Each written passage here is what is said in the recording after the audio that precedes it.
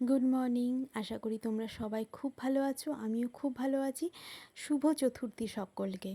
সকালবেলায় উঠেই আগে পুজোর আমেজটা নেওয়ার জন্য চলে গিয়েছিলাম ছাদে। ছাদে গিয়েই সাক্ষাৎ হলো এই মিঠে রোদের সঙ্গে। আকাশ বাতাস রোদ সবই জানান দিচ্ছে চলে এসেছে পুজো।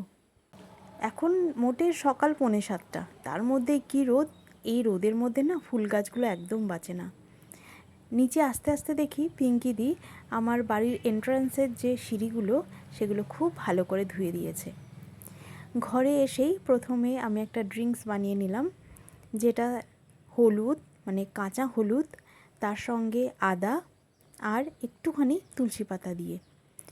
আমি এটা এমনিই খাই, এর মধ্যে কোনো রকম হানি অ্যাড করি না, তোমরা চাইলেই করতে পারো।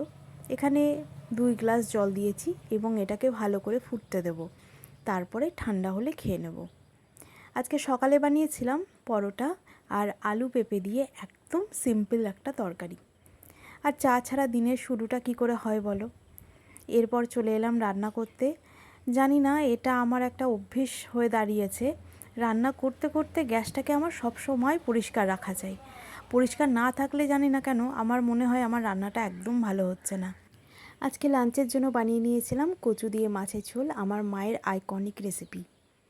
তোমরা সবাই সুস্থ থেকো, ভালো থেকো। তোমাদের সঙ্গে দেখা হচ্ছে আবার নেক্সট ব্লগে।